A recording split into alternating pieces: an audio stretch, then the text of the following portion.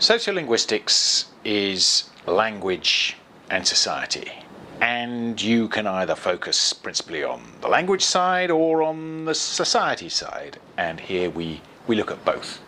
So when it comes to the language side, we look at how pronunciation, grammar, vocabulary, structural parts of language change and vary. We look at how they change and vary according to the people that you're talking to, according to the situation you're in, the place you're from, your social class, your gender, the historical period that you're living in. The point is really that language provides an amazingly dense set of clues about a person's social life and their biography, but you need the technical skills to know how to read those clues, and that's something that we provide in the degree program. So that's the kind of language side of sociolinguistics.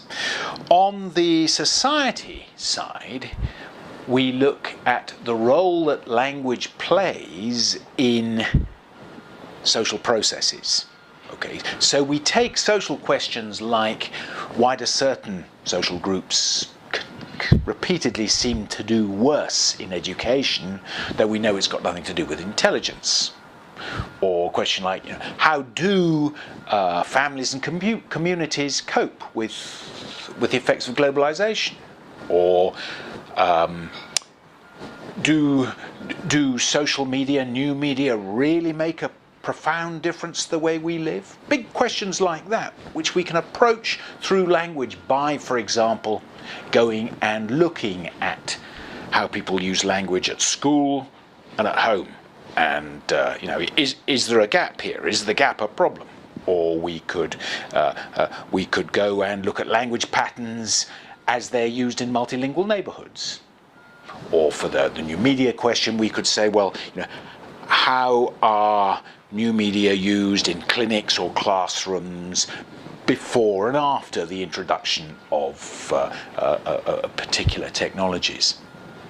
The point really is that language doesn't just reflect society, it actively shapes it.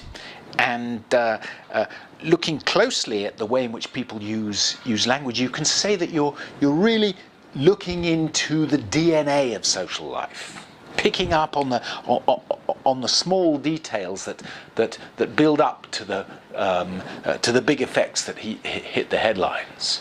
And of course, one effect of that is that if you can figure out how things tick in everyday practice, then you've got a better chance of actually intervening and changing everyday social life for the better.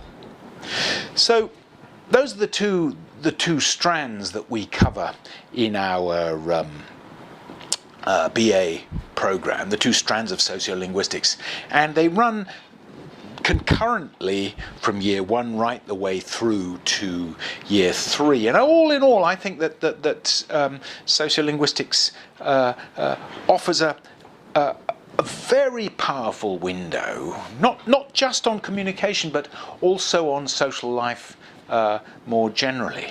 And I think what we hope to do, teaching sociolinguistics, is to produce people who are sharper observers, better interpreters of what they hear and experience at work, at home, in the media.